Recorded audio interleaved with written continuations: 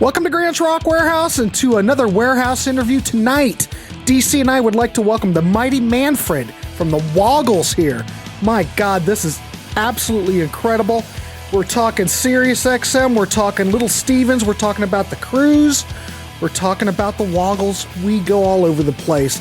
Please check it out, leave a comment, let's do it. Piling on the power cords and pure pandemonium. Grant's Rock Warehouse. Welcome to Grant's Rock Warehouse, and welcome to yet another Warehouse interview. All I can say here is we have some rock royalty here. Now, he might not think of himself that way, but we will find out. Ladies and gentlemen, from the Woggles, the Mighty Manfred. And here he is. I mean, this gentleman has been in the industry, and by the industry, I mean the business, for years. I've been given the business for years. The Woggles, ladies and gentlemen, formed back in 1987 in Athens, Georgia. In fact, I'm going to bring that up. Mm-hmm. Not only is the Woggles been around that long, but the Mighty Manfred has a radio show on Little Stevens Underground Garage. The band's got a new single that just was released. They've got a record coming out shortly. I believe that's coming out in May. Am I correct? In May. It'll be in May. We're going to talk about that. And the band is playing on Little Stevens Underground Garage Tour. Now, everybody who's been watching this channel knows that I'm going... Hey, Grant, let's say you mentioned tour, but it's actually a boat. It's a cruise. Oh, well, you know, I'm on a tangent. Right. No, that's fine. They're not on a tour. They're on the cruise. We're on a cruise. That's and right. I'll be on the cruise as well. So Good. I thought we would talk about it, build it up, see how things roll, and we're just going to have a conversation. So anyway, ladies and gentlemen, the Mighty Manfred, welcome to the show.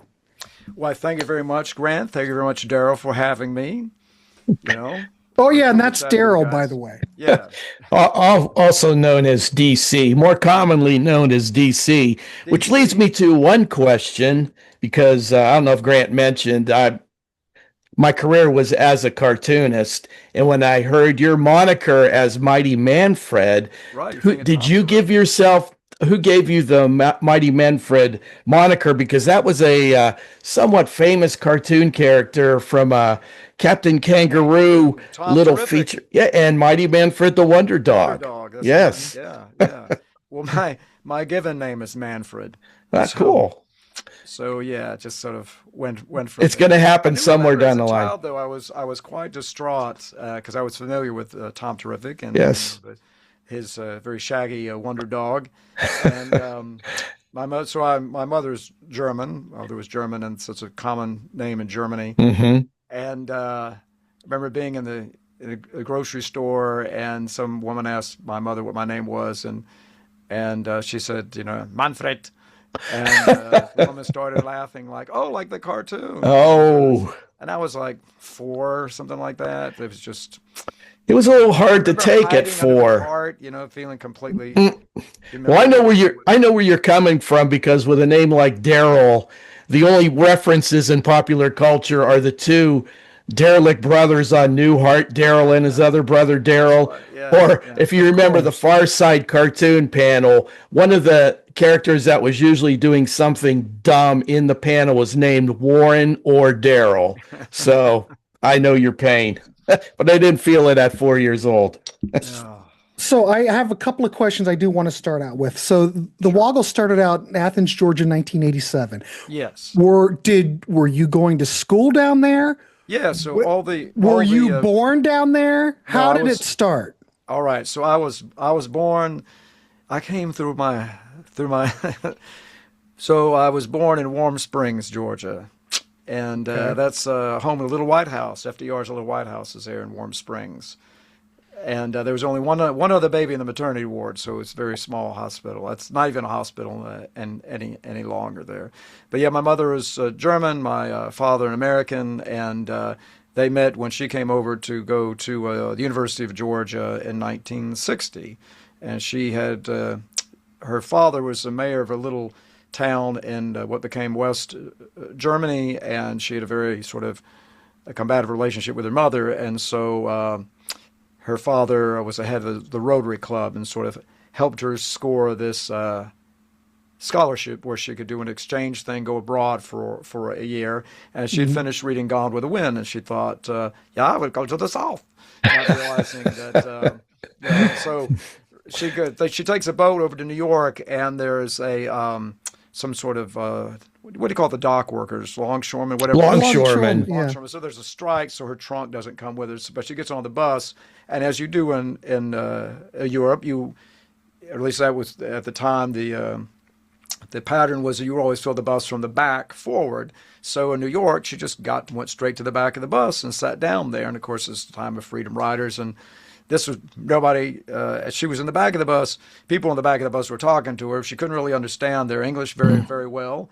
And but she was going along there up until the bus driver. They changed over bus drivers in North Carolina, and the bus driver made a big production of seeing her in the rear view, pulling the bus to the side, marching to the back, and demanding she remove herself to the front, or this bus is not moving another inch. And at that moment, she had realized that she was very uncomfortable in the back of the bus. The windows did not open the back of the bus. They opened at the front of the bus, and those people would get a nice breeze. But in the back of the bus, you did not get a breeze, and it was very hot and uncomfortable. And so she was halfway hanging into the aisle. And when he came back there and demanded she move to the front, she thanked him. And, of course, that confused him even more. And so she went to the front of the bus, traveled all the way to South Georgia, and she sat at her host's family's table there as they were being served. And the servants came around, and she remarked they each had these little white gloves, and they would, you did not serve yourself. They would ask you, more mashed potatoes, ma'am? And then they would dip it, right? And then she thought, what the hell have I got myself into? And the host, the patriarch, was pounding his fist on the table, saying only under his dead body would alcohol ever come through the portals of his hallowed home, right? And she had been given a glass of port to some sort of what do you say? Not port, but cognac to give as a gift from her parents. And she realized that would never do. And I asked her what happened to that, and she said, "I drank it, of course." But it was It was there. But anyway, so very quickly she realized that nothing had changed in 100 years, basically. And then when she got to the University of Georgia, she has had some more difficult things because you couldn't wear, like they would put gym clothes on, but you couldn't bare your legs across the campus. You would have to wear a raincoat. So my mother wasn't going to put up with any of that. So that's how that all got started. And myself, I grew up, was born in Warm Springs, grew up around Atlanta. A couple of years I went to Georgia State University, which is downtown. I got involved with a student radio station there, WRAS, which was only full-powered, 100,000-watt college station in the nation that was actually run by students. And these days, there was a lot of backdoor stuff, so the students don't have the same control that I had, or the students had when I was there. Go up to Athens, Georgia. And initially, when the band was formed in '87, it was all the people that were in the lineup of the group all worked there at the station. And the reason we put the thing together was at the times, there's a very vibrant music scene that was going on there already at the time. But a lot of the stuff that we really enjoyed wasn't represented locally. So the Fleshtones would come through quite often, and the Liars from Boston would have come through. There was a Flatdoojettes from North Carolina that would come down and periodically be there for maybe a couple of months and then kind of go back up. But there wasn't anything locally there that really represented those kinds of music or all the influences that we kind of had bubbling within ourselves. And so that's with the staff that was there, that was the very initial lineups of the band. Yeah, I'm looking 1987. So I'm just going to guess. Did you graduate high school like 83? That's exactly right. Holy crap, you and I graduated the same year. All right. Wow, we're on the same timeline. Yeah. I find it really interesting that in '87 that within that community of the radio station you were able to find like-minded folks that wanted to approach a band in this direction in '87. Well, yeah, but REM was still functioning. Well, it's a throwback to me. At that point, that the local music scene, there was certainly, I think it was a lot harder. It was becoming a lot harder edged, a lot punkier. There were still sort of the jangly kind of bands, but that wasn't as that was sort of losing its appeal, I guess, overall, as opposed to the on the sort of the local scene. And I guess what was kind of funny to me as we started off, I thought it was just sort of a misunderstanding what we were doing, but we were being referred to as like a Cramps band. You guys are like the Cramps. It's like, well, we did actually have incorporate some rockabilly things, but it's like, no, not at all. I mean, it was two guitars, bass, drums. Sometimes we had a gal that would play some keyboards. Other times she would just be like a backing vocalist. Certainly more garage heavy than rockabilly-ish. I did interview though Poison Ivy one time. The Cramps had played Athens really early on when the 40-watt club literally was a 40-watt bulb, right? And apparently nobody was there. There was just a handful of people that were really there. But then they came back years later. I don't know if it was around Stay Sick, if that was the album, or Flame Job. It's somewhere in there. And I got to interview Poison Ivy. There was a guy named Craig Williams who was a PD for a short-lived commercial alternative station. There was an AM station in Athens. And so he was like, oh, I want you to interview Poison Ivy. I said, or the Cramps, actually. Oh, that's great. So we go there, and I was asking her about, the music that they do, and so we talked garage and rockabilly, and it was great. She said about the garage music. Oh, I love the garage stuff, but it's just so, girl, you done me wrong, girl. They're always complaining. But I mean, like the rockabilly guys, it's always like, hubba dubba wing dang do, let's get it on. And I find that sexy. I find that really sexy. I don't know. I don't remember the Stray Cats doing that stuff. When she said really sexy, it was just like a Tex Avery cartoon, like her jaw dropping out. Your eyes bug out of your head. Ren and Stimpy kind of thing. It's really sexy, Grant. You know what sex really is. Well, since we are, or I'm just kind of talking about we're just yapping. We're just hanging out the record store. I do want to know this.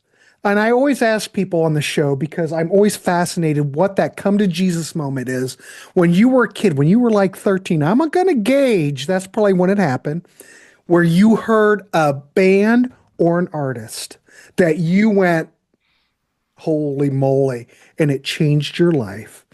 And you knew that, wow, I've got to play the rock and roll. Was there, I know you had that moment. So, when I was younger than that, I was one of these guys or kids that would have, like my family had a tape recorder, and my mother had gotten this tape recorder to record Christmases. So, right, there aren't video cameras, so she got a tape recorder to record Christmases. And of course, the sad thing about that is that on those Christmas tapes is, what are you doing? Oh, and you hear the paper opening up, and that's very nice. Oh, well, I can't believe it. But there's no description of what's going on. Just paper ruffling around. And then, my dad like, oh, I'm tired. Why are we up so early? This kind of thing. And then that's it. Look, I got to Stretch Armstrong. Look, it's Stretch Armstrong. But nobody said what they were, what. So this thing was just sitting in a closet. And I, found it and was able to, at first it was like, don't touch it. You're going to break it. And but it had an external mic, and so I would record songs off a little clock radio, and Casey Kasem's Countdown would come what I did too. And I was always rooting for my songs, but then I quickly realized that God, the songs I'm rooting for, they never seem to do very well. They don't seem to be the ones that ever go higher in the charts. Why is that? And around that time, I discovered the non-commercial end of the radio dial, and so. Growing up there in Atlanta, there was not only the college stations at WRAS at Georgia State, which I would work at later on, but there was also Radio Free Georgia, WRFG, that every morning they would start with the blues. It was like just wholly community support, and they would start with blues every morning. They had great bluegrass shows, just a lot of cool stuff going on there too. And so I discovered that stuff. And then listening to the oldies shows that were on the WRAS was great. In fact, they were kind of misnamed. One was called Reelin' in the Years, which was the late 60s, sort of early 70s show, and the one called Flashback was like the 50s and 60s show, sort of backwards there. But yeah, so that was sort of musical knowledge starting up. So that kept me with an interest in not just music, but also with radio. And so then when I got to WRES and actually was enrolled there, was working there, my sort of the epiphany moments actually comes later when I was hearing the first time I heard the Liars, the "Help You Ann" song. So that was, and they had come out like in '83. So I'm not really on the air until going into the winter of '84, and I cue that up, and we got the speakers turned up, and that hits me, and it was like, wow, this guy is doing this. It's all these the sounds that I enjoy, and it's just hitting me like a ton of bricks. And it's present. It's going on now, right? Whereas before, that sort of moment was hearing on that oldies show, the flashback show, was hearing like Bo Diddley's "I'm a Man," that seemed so visceral and raw and more powerful to me than the contemporary things I was listening to, like Devo or whatever. It just seemed like that. So that was one moment, but then sort of formatively going forward into being a performer or trying to make music, that was the Liars moment, where I was like, oh, okay, can still do this. This is a thing that's now. That's not limited to an era. I mean, it's transcendent, right? I mean, Chuck Berry's music is eternal. When Chuck Berry looked at the screen, whatever documentary, and said Chuck Berry ain't never gonna die, maybe he was referring to his corpulent self, but I understood it. It spoke to Universal. Eternity. Well, the Beatles, and I'm sure the Rolling Stones would agree. So. To my ears, that's what I've referenced when I started listening to the band's music is, the garage, the 60s, 70s band sound there, 60s, 70s soul and R&B, all of that stuff. I thought that was interesting that you would find a group at a radio station where you started cobbling the band together. What's easy to do that is they all had an interest in music at first, right? Because it's already a non-commercial station, right? And the emphasis is in that, and those years for college radio was, presenting the music as a juxtaposition against commercial radio. So whereas commercial radio was, hey man, this it's more like, I like and that. then you heard, and before that, and before that, and before that, that. like that, right? But there is an emphasis on the music. I mean, the people that were up there, it was also multi-generational, so there's still people that have been there for a number of years kind of hanging around, doing specialty shows, and that they really know their stuff, and you're tuning in and finding out about great stuff, and then just walking in there and having access to the music library, which was, was phenomenal. You're like, oh my God, there's this, and there's this, and there's this, and also being able to like fill in for shows, like specialty shows especially, and there was a production room. You could make cassettes and listen. Oh, that was really great. It was a great era. Yeah, so it was the thing where guys were playing, they played instruments, and why don't we do that? And then it was like, well, yeah, actually we can do that. That's a doable thing, and started at that point. Uh-oh. There went Daryl. Went Daryl. AC/DC got unplugged there. My goodness. We didn't have a connection problem. Well, we will carry on. All right. So just have to laugh. I just thought maybe you might have had one of those Beatle moments because that's what I had. Oh, you had a Beatle moment. Yeah. Well, I've told this story, but I'll tell it real quick. My parents, were your parents very musical? I mean, as far as what did they listen to? Absolutely not. My parents were musical. They listened to Lawrence Welk. They graduated in the 40s. They liked Benny Goodman. That was their pop music, and I'm not criticizing that. That's what they liked. I did not hear anything, Manfred, until I was going through a neighbor's 45 collection. Because I was a kid, man. I wanted 40. How old are you when you say this? When you go on? 1975. Yeah. Okay. So. And I was crazy about 45s, but I've been listening to like kids records. Okay. Yeah. And my folks, I lived a sheltered life because they weren't into pop music. I didn't know anything about the Beatles. I didn't know anything about anything that was going on. Went over to my neighbor's house and I'm going through the 45s thinking, my God, there might be something in here for me. I found the picture sleeves of I Want to Hold Your Hand. Oh, right. And She Loves You. And I'm looking at it and I reach in, looking at the sleeve and I'm going, who are these guys? Because for one, I thought they looked fantastic. What was the cover of the picture sleeve? Well, the one picture sleeve where it's the Beatle and Paul's got a cigarette and he's... Yeah. Because they've got their little outfits on there.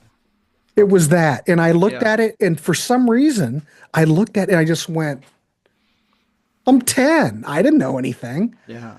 I said, can I borrow these 45? Because I was so intrigued by the way they looked and the appearance.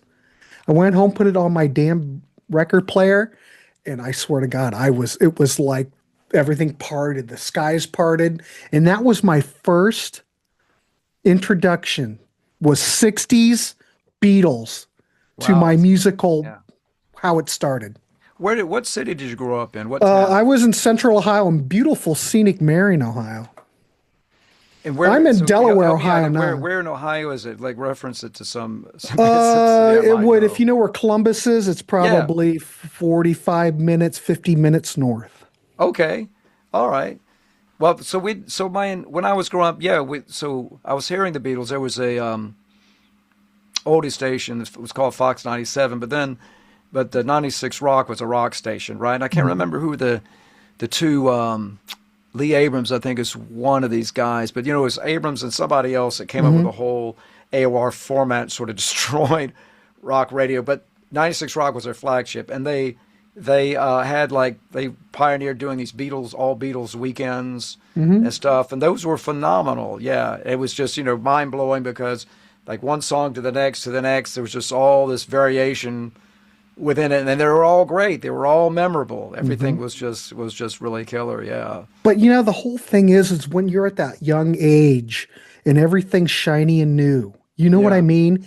You hear something like that and it'll just change your world, because everything you're taking in is so a lot of these new. people I interview, and it's like if there's an older person comparatively, and they're within a certain age group, certain period, and even Peter Buck, and guys that are older than him, because he's and what I'm getting at is the Ed Sullivan Was Peter thing, Buck born right? like 56? It's so weird that it's always the Ed Sullivan thing on TV over and over again, and I was amazed that the youngest person I've ever interviewed where that was, I saw that. I was talking to Peter Buck once, and he's like, no, it was the Beatles on Ed Sullivan. I was like, God, how old were you? He was like 4, something like that. No, I saw it and that changed my life. I knew from that point going forward. And I tell you what's weird now is when I'm dealing with people that are younger, there's not this communal moment, So sometimes what I hear often, not like it's always the Beatles at Sullivan with a certain generation, but people younger than that, Green Day comes up a lot, but it's always really scattered. There's just not this one sort of a singularity that explodes. Yeah, I don't think we'll ever see anything like that ever again. Yeah. Because there's so much, with social media, and there's so many different outlets. I kind of feel, God, we haven't even talked about it. We're just talking about when we were kids. I just feel lucky that I grew up in that era. Now, Manfred, you know what I mean. You remember back in the day, you only had Cream, you had Rolling Stone, you had Hit Parader or whatever. There wasn't really many outlets for you to really find out what was going on or what was happening. Back then when we were kids, oh my gosh, I'm just going to use this as an example. There's going to be a new Todd Rundgren album coming out, blah, blah, blah. And it was an event because you read about it. It would be a band or an artist that you're really into. Those days seem to be gone, where the rock stars or the musicians, we put them up on a pedestal, so to speak, and we really look forward to things coming out and for that event. But I'm so glad I grew up during that era that I felt that. And I'm sure you felt the same way. There were probably acts and artists that you looked at and you went, oh, look, in Rolling Stone, we're going to have a new album by whatever. It was just an event. And you go to the record store, you knew the release date. I used to go down to School Kids, DC, School Kids on OSU campus. Yes, sir. Go down to I went and got Utopia Oblivion 1984. I knew it was coming out. Went down to get the new Utopia album, all excited. I don't know. I just miss those days. Well, popular culture is more fractured for sure because I am of that age where I remember distinctly the Beatles on Ed Sullivan. You had basically 3 channels in most vicinities where you might be living in. You could either watch Ed Sullivan or Bonanza. I don't know what was on the third channel. Yeah. And yeah, for so many people that turned out to be humongous music fans or musicians, that moment on Sullivan was, I remember the next day in school, what little hair everybody had, they were trying to fashion it like one of the Beatles. So yeah, that was a cultural moment. We're not going to see those in the future. Everything's too fractured. We probably should move along because I could just talk Yeah. this stuff with you all day. But the band's got a new single, Love Tick, Yes. and that was just released. Right. Give us a little bit of update what's going on with that and the upcoming album Stop and Take a Minute that's coming out in May 6th. So Friday, May 8th. So this is a rarities compilation, and the track Love Tick and the title cut to the album Stop and Take a Minute, those were part of the sessions from the previous album, which is Time Has Come. And so what happened in our world was the band formed in '87, and we lost a longtime guitar player, good friend in 2003, the Mighty Montague, and George Montague Holton III. I mean, he was a big guy and a big Man, name. but that's a great. You have to. That's a good name. Yeah, he was a big man With a worthy big of the name. Yeah. big name, big man. And so our recordings mostly had been produced by Jeff Walls from Guadalcanal Diary up to that point, and he also used the stage name of Fleshhammer. And so in 2003, he asked, he said, I would like to be the guitar player going forward. And we said, well, I don't know if you want to take a pay cut like that, but you're welcome to sign on. And he did, and he was with us for the next 16 years. So sadly, he died of pancreatic cancer shortly before like in May or June of 2019. And so our plan going forward was we wanted to work with a lot of record with other guitar player friends of ours and put together a record. And then the pandemic, of course, happened. So that took a while. It all kind of got muddied. But so for the recordings of that album, we have a lot of different people involved. So there's Keith Strang from the Flesh Tones, Peter Greenberg from Barrett Whitfield and the Savages, who played on Help You Ann from the Liars, and he played in DMZ. And Pat Beers is in this guitar player, really killer band from San Diego called the Schizophonics. Are you guys familiar with the Schizophonics? Never heard. Well, I'm happy to be the ones to set you on the path to blow your mind. Hallelujah. Preach. Well, this is what we like, though. We like talking to people. So let me and turn people turn us on to real stuff. quick. I'm going to digress very quickly. I'm trying to be as succinct as I can. So when God rest his soul, rest in peace, Jeff Walls passed away, and Pat Beers of the Schizophonics had written a song for him called Fleshhammer, sort of a tribute song to Jeff. And the Woggles were going to record that song. And I sent that the demo off to little Steven, and he was like, oh my God, this is incredible. The song's incredible. And who wrote it? And I told him who wrote it, and he said, you need to tell that guy that your thing is his new thing. And I said, man, I'd love to do that, but he's got his own thing. And he said, no, you're not listening to me. And so I sent him a link of Pat playing, and Pat's physicalness in playing is just unbelievable. I mean, he's like doing somersaults on stage, about rolling over and everything you can imagine, and then off the stage and doing a whole James Brown thing. He's got like a side project thing where he is the James Brown, like, all the mic kicks and stuff and spinning around, all that kind of full splits, all this kind of stuff going on. So I sent a link to Steven, and he just texted me back, yeah, he's got his own thing. Plain and simple. So No more need be said. Right. So Pat recorded on there. Steven recorded a couple of songs as well. I feel bad. Greg Cartwright from the Raining Sound did a tune. I hope I feel bad because I may be forgetting somebody here, but not all. We weren't able to put all those songs on Time Has Come, because by the time it come to finally get the record out, we actually had people in the band again, and so a couple of tracks were left off of there. So this one, the title track, Stop Take a Minute, that has Keith Strang from the Flesh Tones on it, and the the Love Tig, the single you mentioned, that is, I co-wrote that with Peter Greenberg from Barrett Whitfield and the Savages. And so, yeah, those tracks were left over from that. And then the other songs on there, like a bunch of B-sides and I guess, quote unquote, rarities. Of course, everything we do is a rarity, but. Well, we're trying to change that in the warehouse, ladies and gentlemen. No, that's okay. Well, I will that's put all the links down there, the release dates and everything down below so all my viewers can check it out and give the Woggles some love. But I'm just curious, how did you go about picking the tracks and why do it now? Oh, because those songs need some more oxygen. They need some resuscitation because sometimes it's like, I don't know, guys. Have you ever noticed a lot of times the B side is a lot stronger than the A side. Well, if you look at The Cure, Cure, people think the A side is, and a lot of great use The records, Cure were for an flips, example. It's like Bebop Lulu was really a B side, and then they got, the DJ happens to flip it over. No, actually, that's a different story, but that's the idea, right?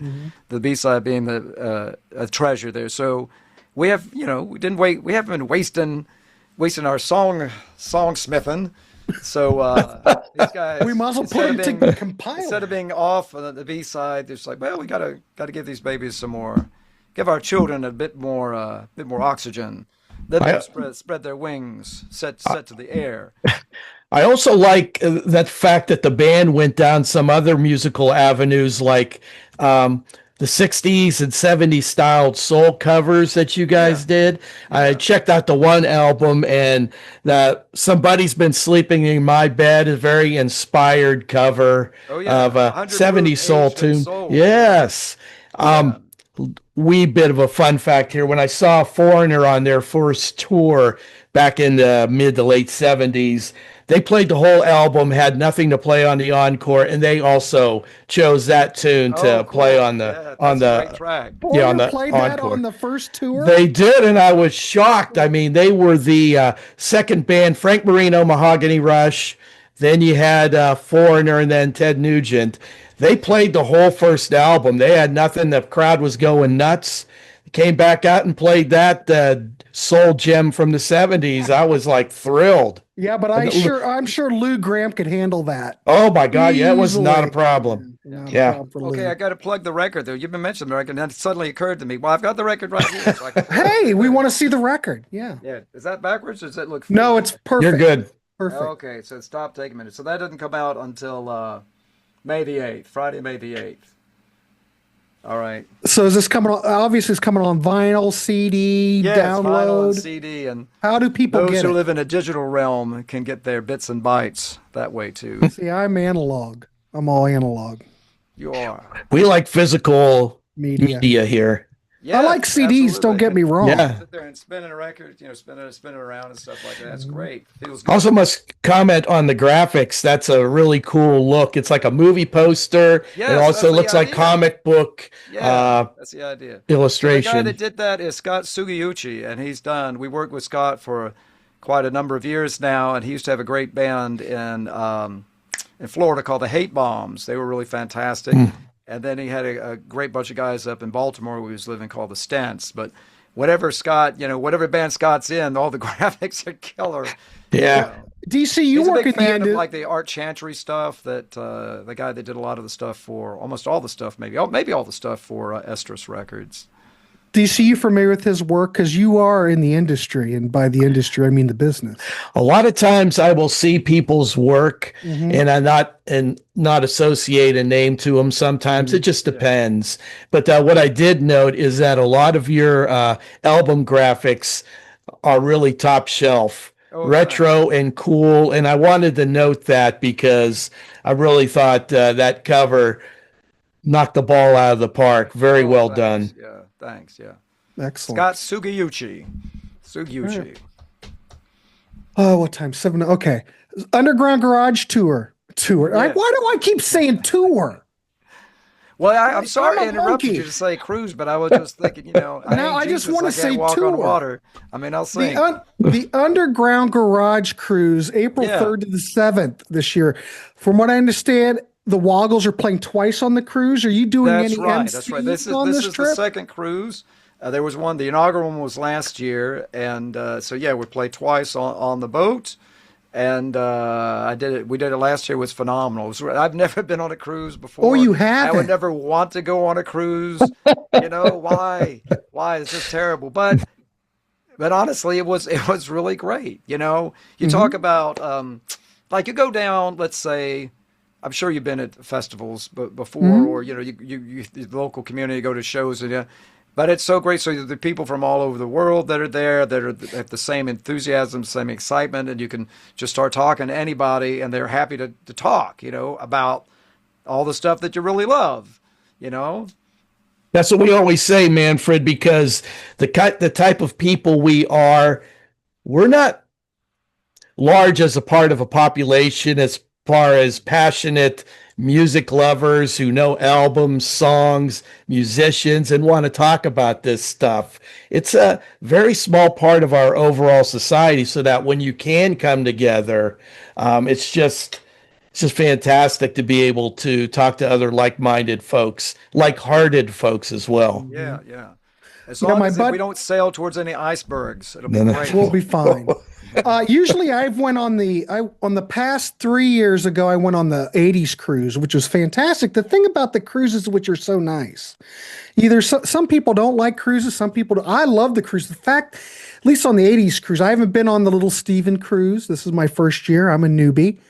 But the 80s cruise, I can speak to that. You get to see a lot of artists you'll never, ever see tour the States. Kim Wilde played on the cruise. When am I going to see Kim Wilde play? It was fantastic, and you get to see a lot of these different acts. Saw Soft Cell, saw number of different tons. Men at Work. You probably can see Men at Work here, but I'm just saying, it's just nice to be able to see all these artists within a week's time span. Yeah. Where normally you would have to take all year, or you may never see them.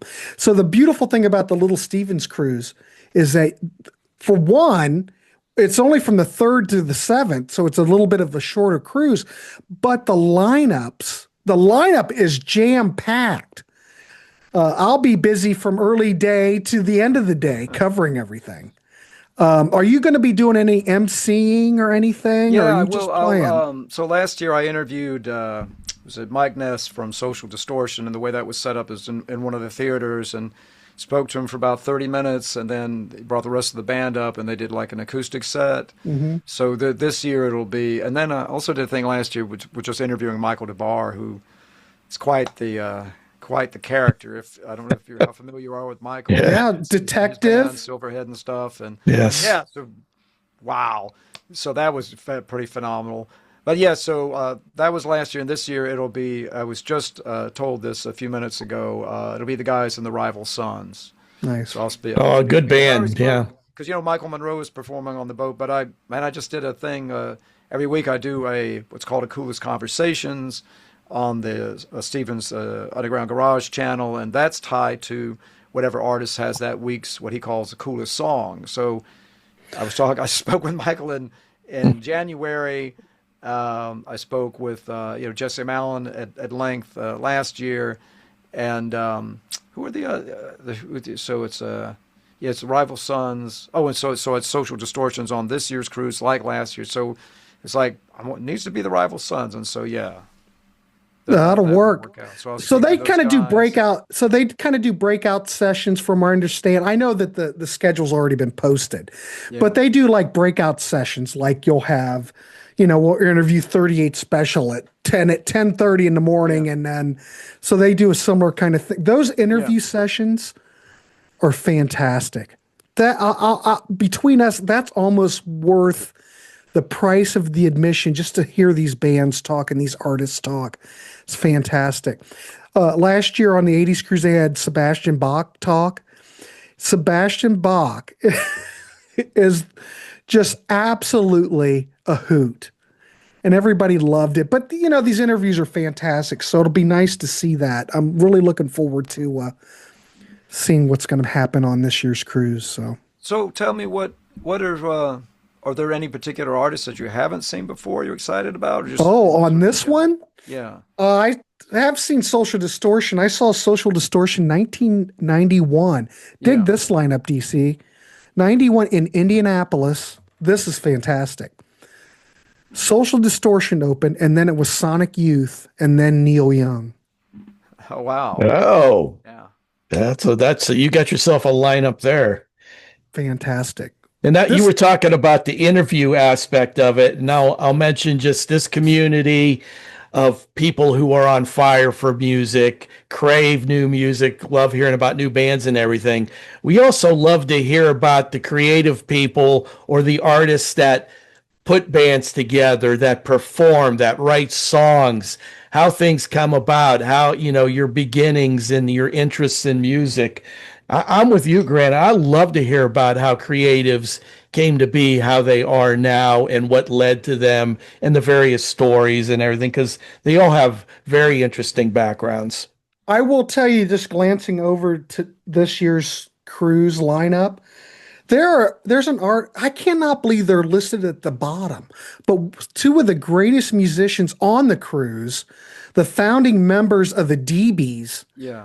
Peter Holsapple and Chris Stamey. They're like listed at the bottom. But those, as far in my brain, Brett, they should be up at the top. Those guys, the DBs people, you wouldn't have this cruise if it wasn't for the DBs. I'm just saying. I'm wondering if that was like they knew they were going to get the big star quintet, so Holsapple was already playing at that.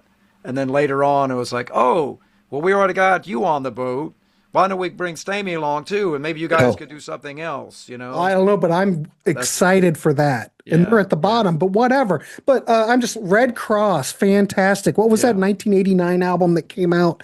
Oh, I'm having a blank. But the Red Cross, absolutely fantastic. John Spencer. Anybody knows John Spencer Blues Explosion back in the day? When I was at Ohio State in the late 80s, that was kind of a big band that was they played OSU campus quite a bit. They had quite of a following. I'm also excited. Big Star Quintet. I can hardly wait to see that. See, I'm kind of geeky. You would think it'd be old Social Distortion, Rival Sons. Hell, I'm all excited by Holsapple and Stamey. But and the Woggles, of course. Oh, When I looked at the Woggles list of albums, I was astounded at how prolific you guys are. This new album, what number is that in the chain of creativity? Yeah, what number record is that? There's a lot of. I mean, it's yeah. A lot of material. Daryl, if you hang around long enough, I guess you get, you put out a few records. So.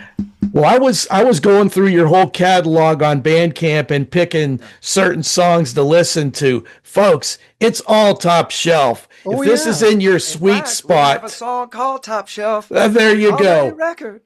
There you go. Boom. Yeah, do yourself a favor and check out the Woggles. It's many. I mean, like I said, I'd love the soul and 60s, 70s soul stuff that you guys did, but you're also your bread and butter, your garage band, psychedelia, touching on it slightly, and British Invasion stuff. There's something there for everybody. What's funny is when we were starting this off, and we talked a little bit about that. So, the R&B thing was always an important component, because it's like we talk about the British Invasion. Those guys, they were especially like the Rolling Stones, but the Beatles too, early rock and roll. It's like that's the foundation from everything, and we were like in that sort of put out these first albums on these label like Estrus, but it was just as weird. That scene was very, it's like what we were doing, incorporating that was that's just a lot of these groups just didn't get that. It was weird.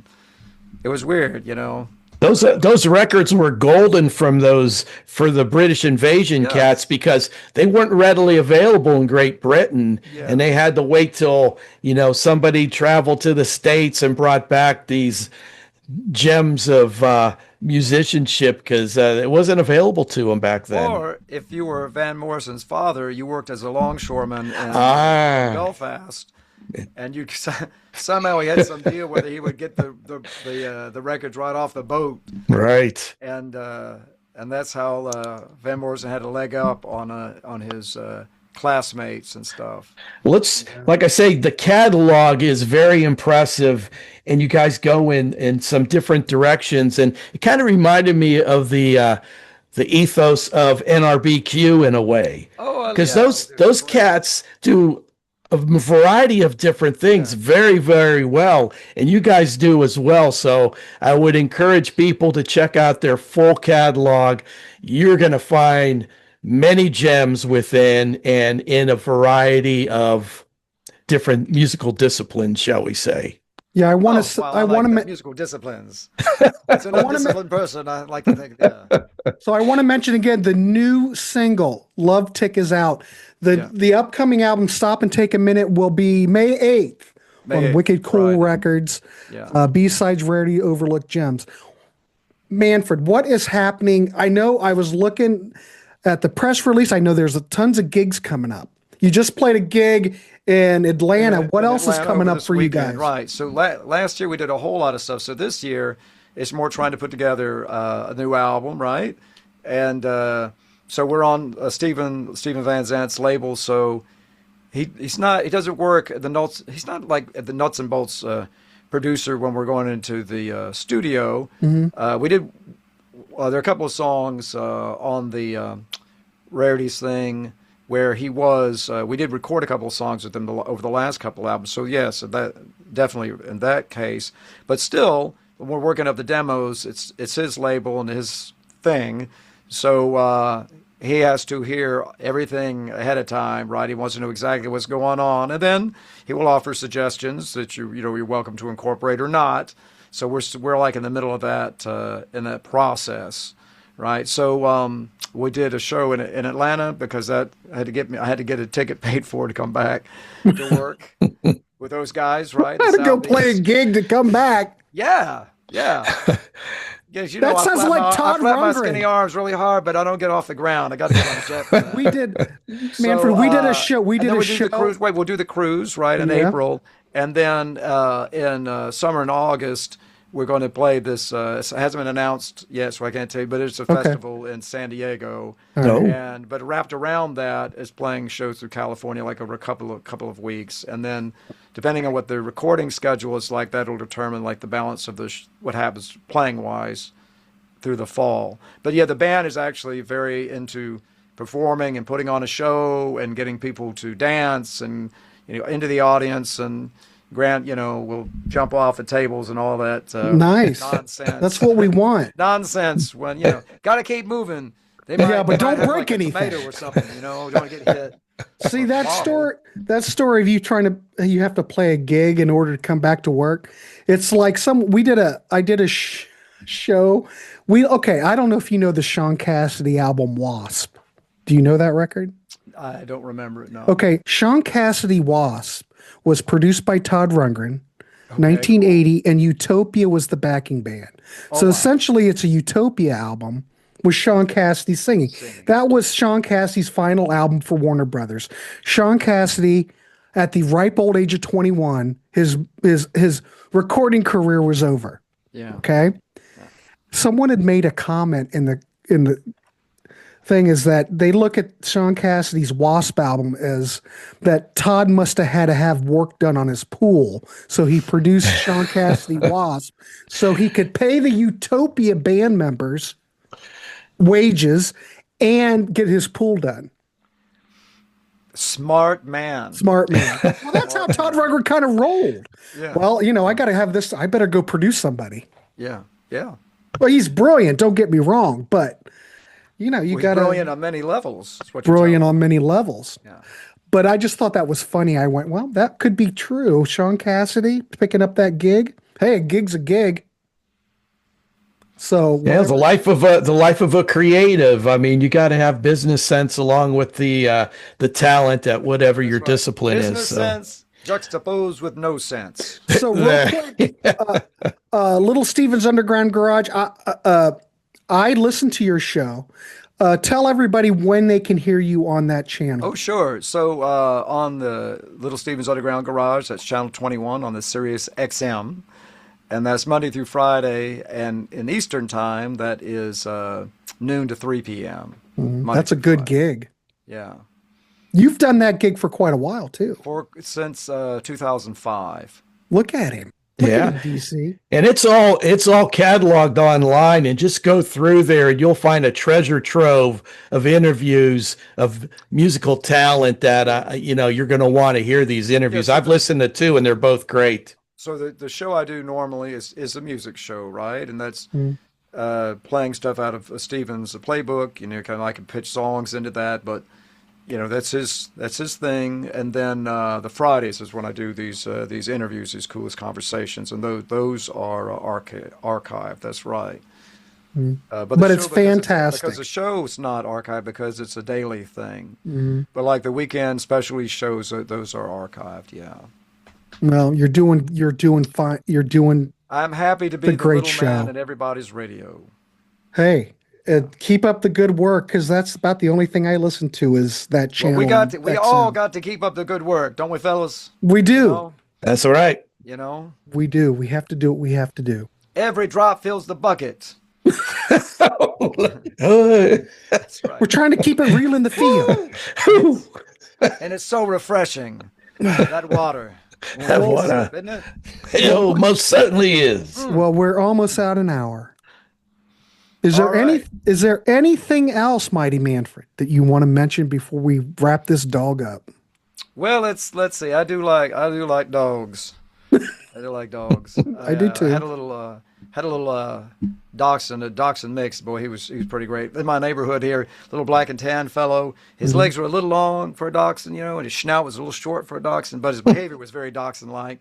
And it was funny that I live in East LA, and one of my neighbors, Salvatore, he was saying, didn't know what the hell my name was for a long time, but he knew the dog was Charlie.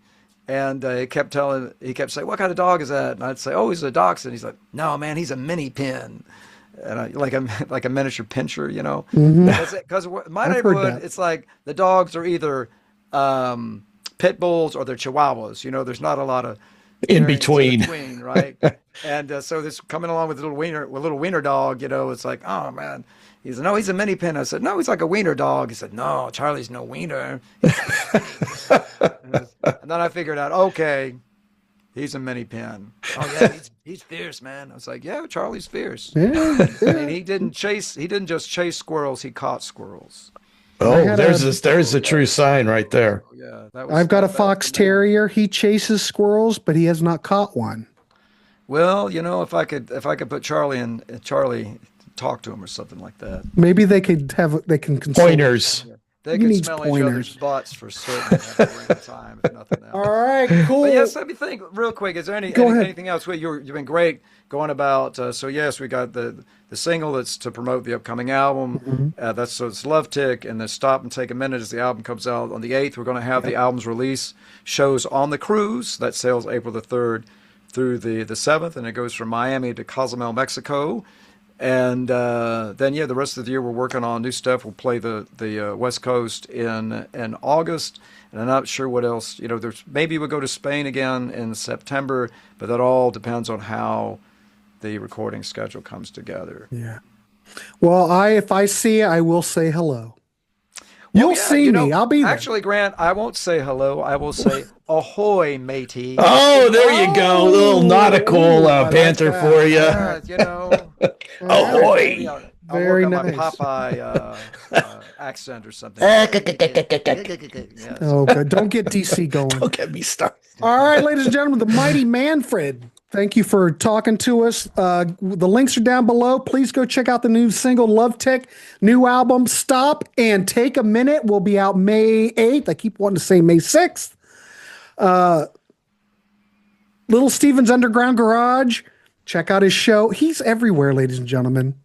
And he's here in the warehouse today. Like I said, folks, do yourself a favor and check out their full catalog, because I was going through all the albums and the titles of songs. I was just listening to clips and everything in preparation for our talk. There are gems on all of these releases. So do yourself a favor and check out all the material. All right. The Mighty Manfred from the Woggles. Thank you, guys. Thank you, sir. We will see you on the cruise. See you on the boat. All right. See We're gonna make you everybody. a stowaway, Daryl. I gotta find my way. I gotta find my way onto the boat somehow. Yeah. I don't know. I don't know if they're ready for that. Give me that big trunk on there. Oh yeah, they'd prefer I forget about me, and there would be no air holes in the trunk. Oh, They would just Bad day. something smells funky around here. and it ain't day-old banana pudding. Oof, No. oof. Oh no. Oh, All right, we'll no. see everybody. Please like, subscribe. We'll see you on the next one. Gentlemen. Bye-bye. Thank you. Bye bye.